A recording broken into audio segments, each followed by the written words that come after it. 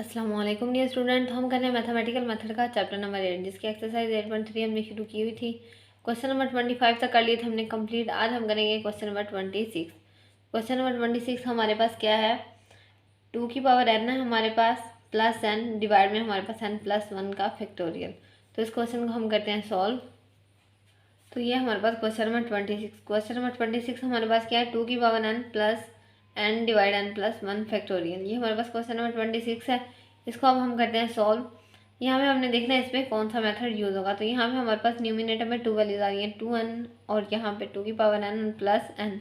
ये 2 वैल्यूज़ आ रही हैं, इनको हम सेपरेट करके लिख देंगे। तो यहाँ पे हमने लिख दिया 2n डिवाइड में n+1 फैक्टोरियल, यहाँ पे भी plus n divide n+1 factorial. ये हमने इनको सेपरेट करके लिख दिया।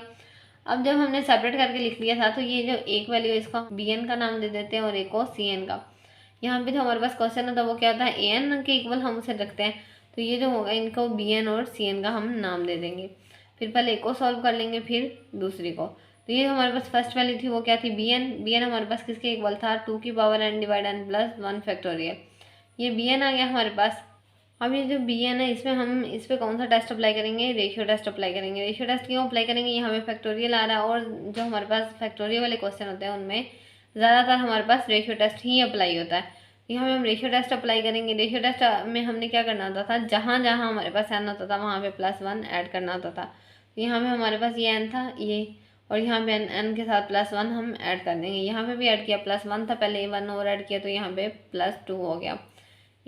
तो यहाँ पे bn+1 ये हमारे पास वैल्यू आ गई। अब हम करते हैं इस पर रेशियो टेस्ट को अप्लाई।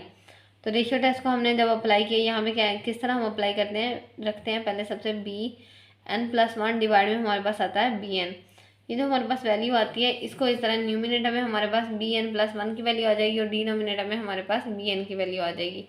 अब जो bn+1 है इसमें क्या था, 2 की पावर n+1, 2 की पावर n है यहाँ पे भी, और ये जो हमारे पास bn है इसमें भी क्या है, 2 की पावर n। तो ये दोनों क्या हो जाएंगे हमारे पास कटिंग क्रॉस मल्टीप्लिकेशन के बाद। तो क्रॉस मल्टीप्लिकेशन के बाद हमारे पास ये वैल्यू रहेगी, यहाँ पे क्या 2 रह गया और 2n+1 फैक्टोरियल, यहाँ पे n+1 फैक्टोरियल, ये वैल्यू आ गई हमारे पास। अब हमने क्या करना है, इसमें लिमिट को करना है पुट। लेकिन लिमिट को पुट करने से पहले देख लेते हैं अगर हमारे पास कोई और वैल्यू कटिंग हो रही है तो यहाँ पे क्या था n+1 फैक्टोरियल, यहाँ पे क्या n+2 फैक्टोरियल। इसके फैक्टोरियल को ओपन करेंगे n+2 और उसके बाद क्या आ जाएगा n+1 फैक्टोरियल, 1 फैक्टोरियल और न्यूमिनेटर में भी n+1 फैक्टोरियल, वो दोनों हो जाएंगे कटिंग और यहाँ पे हमारे पास रह जाएगा 2 डिवाइड n+2 फैक्टोरियल। यहाँ पे हमारे पास क्या आ गया, 2 डिवाइड n+2। अब इसमें हमने क्या करना है, लिमिट को करना है पुट। जब हम लिमिट पुट करेंगे तो यहाँ पे क्या था, n अप्रोचेज टू इन्फिनिटी, तो 2 डिवाइड इन्फिनिटी आ जाएगा। जब डिवाइड में हमारे पास इन्फिनिटी आ जाता है तो किसके इक्वल आ जाता है, 0 के। तो यहाँ पे हमारे पास इसका आंसर क्या आ जाएगा, 0। अब ये जो हमारे पास रेशियो टेस्ट था उसके मुताबिक हमारे पास आंसर जो है वो <1 आना चाहिए। तो 0 आंसर आया तो <1 आया है। इसका मतलब जो हमारे पास क्वेश्चन नंबर 26 है वो क्या कर रहा है, कन्वर्ज कर रहा है। तो यहाँ पे हम लिख देंगे कन्वर्जेंट। तो ये अब हमारे पास कन्वर्ज कर रहा है। ये हमने सिर्फ क्या किया था, bn। अब हमने क्या करना है, cn का हम क्या करें, हम cn को भी सॉल्व करेंगे। तो यहाँ पे क्या था, n डिवाइड n+1 फैक्टोरियल, यहाँ पे हमने लिख दिया। अब हमने रेशियो टेस्ट अप्लाई करने के लिए क्या करना होता था, +1 ऐड करना होता था। यहाँ पे n+1, यहाँ पे पहले n था तो यहाँ पे n+1 आ गया, यहाँ पे n+1 था और यहाँ पे n+2 आ गया, हमारे पास +1 ऐड कर दिया।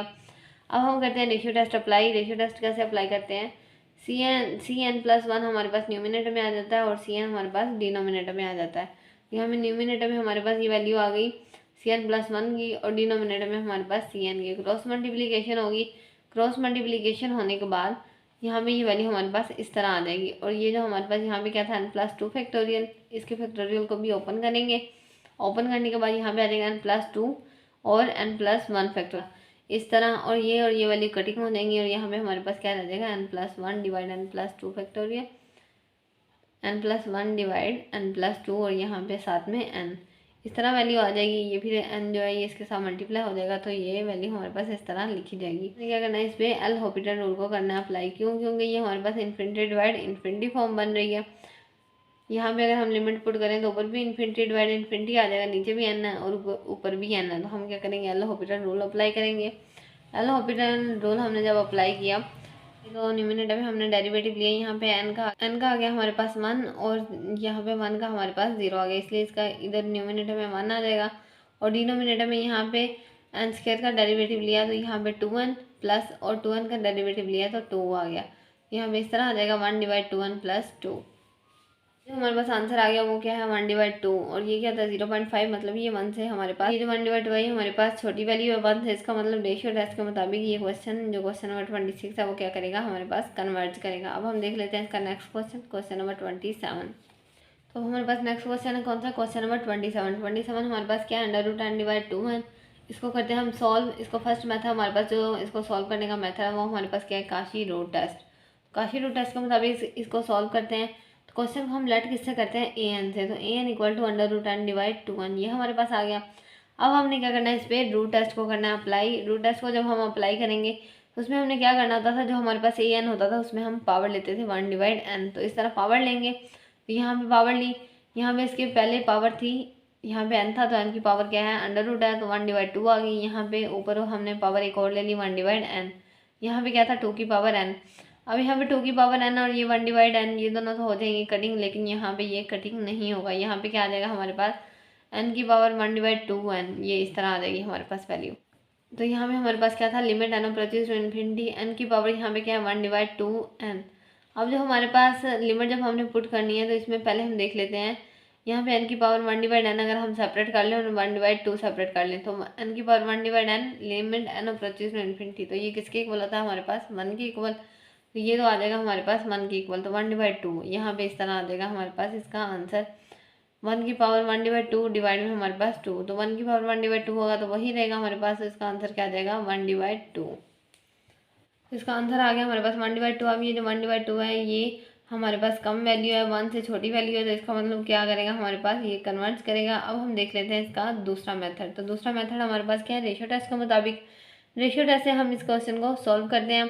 तो क्वेश्चन को an से लेट करते हैं, वैसे ही हमने an लिख दिया। उसके बाद हमने क्या करना होता था, जहाँ जहाँ हमारे पास n होता था +1 ऐड करना होता था रेशियो टेस्ट में। तो यहाँ पे हमने अप्लाई किया, जब n+1 यहाँ पे +1 ऐड किया तो n+1 आ गया। यहाँ पे भी n+1 2 की पावर n+1 आ गया हमारे पास। अब हमने क्या करना है अप्लाई करना है रेशियो टेस्ट। अप्लाई किया तो यहाँ पे न्यूमिनेटर, यहाँ पे जब अप्लाई किया टेस्ट तो हमारे पास न्यूमिनेटर में आ गया an+1 डिवाइड में an। अब न्यूमिनेटर में हमारे पास an+1 की वैल्यू आ गई और डिनोमिनेटर में इसकी वैल्यू आ गई। क्रॉस मल्टीप्लिकेशन होगी, क्रॉस मल्टीप्लिकेशन होने के बाद हमारे पास वैल्यू इस तरह आ जाएंगी। और ये जो हमारे पास 2 की पावर n और 2 की पावर n ये दोनों हो जाएंगी कटिंग। कटिंग होने के बाद यहाँ पे हमारे पास वैल्यू रह जाएगी √10+1 डिवाइड 2 √n। अब हमने क्या करना 1/2 को कर लेना सेपरेट, 1/2 को सेपरेट किया तो यहाँ पे ये जो हमारे पास वैल्यू थी इसमें हमने क्या ये जो n है डिवाइड हो रहा है, अगर हम पूरे का होल का √ कर दे तो यहाँ पे क्या आ जाएगा n+1 डिवाइड n। अब जो ये वाला यहाँ पे ये वैल्यू को सेपरेट कर देंगे तो n डिवाइड n आ जाएगा +n, इस तरह आ जाएगा हमारे पास। तो ये किस तरह वैल्यू आ जाएगी हमारे पास 1/2 limit n approaches to infinity √1 + 1 divide n। तो हमने क्या करना है इसमें लिमिट को करना है पुट। लिमिट को पुट किया तो यहाँ पे क्या आ जाएगा 1/2 √1 प्लस यहाँ पे 1 डिवाइड n था तो 1 डिवाइड n 1 डिवाइड इन्फिनिटी आ जाएगा, डिवाइड में इन्फिनिटी आ गया तो 0 हो जाएगा। तो 1/2 √1 + 0 ये आ जाएगा हमारे पास। इसका आंसर आ गया हमारे पास 1/2। अब ये जो 1/2 है ये हमारे पास छोटी वैल्यू है 1 से, इसका मतलब ये क्वेश्चन नंबर 27 में हमारे पास क्या करेगा कन्वर्ज ही करेगा। इसके बाद हम देख लेते हैं इसका नेक्स्ट क्वेश्चन। नेक्स्ट क्वेश्चन हमारे पास क्या है क्वेश्चन नंबर 28। क्वेश्चन नंबर 28 हमारे पास क्या है n की पावर n और 2 की पावर n। यहाँ पे क्या हमारे पास ब्रैकेट में n+2 फैक्टोरियल और यहाँ पे ये हमारे पास। अब हम इस क्वेश्चन को करते हैं सॉल्व। तो क्वेश्चन को हम सॉल्व जब करते हैं तो यहाँ पे सबसे पहले हम इसको डिनोट किससे करते हैं an से। तो an = n की पावर n 2 की पावर n ब्रैकेट में हमारे पास n+2 फैक्टोरियल, ये इस तरह an आ गया हमारे पास। अब हमने देखना है कि इस पर सूटेबल टेस्ट कौन सा है जब हम अप्लाई करें तो ये क्वेश्चन सॉल्व हो जाए। तो यहाँ पे हम रेशियो टेस्ट अप्लाई कर सकते हैं, वो इस पर सूटेबल टेस्ट है। हम जब रेशियो टेस्ट अप्लाई करेंगे तो क्या करना होता था हमने +1 को ऐड करना होता था। यहाँ पे +1 ऐड करेंगे जहाँ जहाँ n था तो यहाँ पे भी n+1, यहाँ पे भी n+1 पावर में भी, यहाँ पे पावर में भी n+1 और यहाँ पे n+3 था n+2 था और n+3 हो जाएगा हमारे पास। अब हमने रेशियो टेस्ट को अप्लाई किया तो यहाँ पे आ जाएगा an+1 डिवाइड an। न्यूमिनेटर में हमारे पास an+1 की वैल्यू आ जाएगी और डिनोमिनेटर में an की। फिर क्रॉस मल्टीप्लिकेशन होगी, क्रॉस मल्टीप्लिकेशन होने के बाद यहाँ पे हमारे पास जो वैल्यू रह जाएंगी वो क्या होंगी, ये 2 की पावर n और 2 की पावर n दोनों कटिंग हो जाएंगी। तो यहाँ पे हमारे पास ये जो वैल्यू रह जाएंगी इनमें हम क्या फैक्टोरियल को करेंगे ओपन। यहाँ पे जो डिनोमिनेटर में हमारे पास था फैक्टोरियल, इसे ओपन करेंगे। ओपन करने के बाद यहाँ पे आ जाएगा n+3 n+2 factorial, n+2 factorial और n+2 फैक्टोरियल हो जाएंगे कटिंग।